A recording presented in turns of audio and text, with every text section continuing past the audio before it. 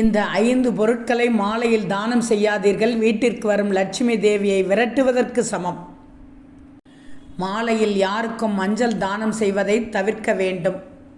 தவறுதலாக கூட மஞ்சள் தானம் செய்வது உங்கள் ஜாதகத்தில் குருவின் நிலையில் குறிப்பிடத்தக்க எதிர்மறையான தாக்கத்தை ஏற்படுத்தும்.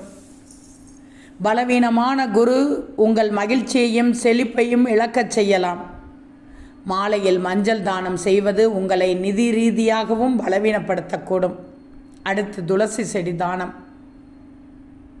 துளசி செடி மிகவும் முக்கியத்துவம் வாய்ந்தது தர்மத்தில், அதேபோல் சிறப்பு வாய்ந்தது. வீடுகளில் கூட இதை வழிபடுகிறார்கள். அதனால் தான் மாலையில் துளசி செடியை தானம் செய்வது தடை செய்யப்பட்டுள்ளது. நீங்கள் தவறுதலாக கூட துளசி செடியை தானம் செய்வதை தவிர்க்க வேண்டும்.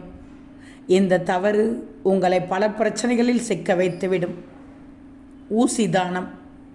தவறுதலாக கூட மாலையில் ஊசி தானம் செய்வதை தவிர்க்க வேண்டும்.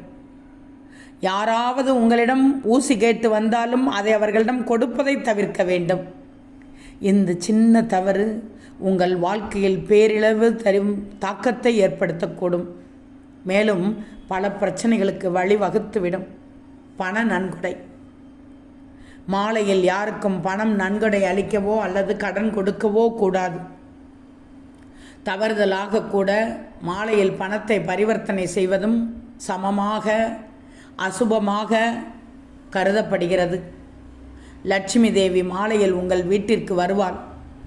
ஆனால் நீங்கள் பணத்தை நன்கொடையாக அளித்தால் அல்லது யாருக்காவது கடன் கொடுத்தால் அவள் வெளியேறி விடுவாள். இந்த தவறு உங்கள் வாழ்நாள் முழுவதும் நிதி பிரச்சனைகளுக்கு வழிவகுத்துவிடும்.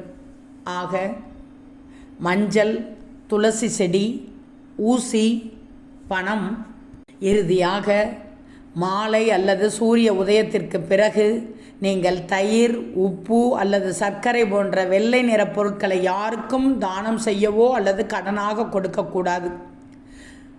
மாலையில் தற்செயலாக தயிர் அல்லது வேறு ஏதேனும் பொருட்களை தானம் செய்வது கூட உங்கள் ஜாதகத்தில் சுக்கிரனை பலவீனப்படுத்தும். இதனால் உங்கள் வீட்டிலோ வாழ்க்கையில் மகிழ்ச்சி, செழிப்பு இல்லாது போன்ற பிரச்சனைகள் ஏற்படும்.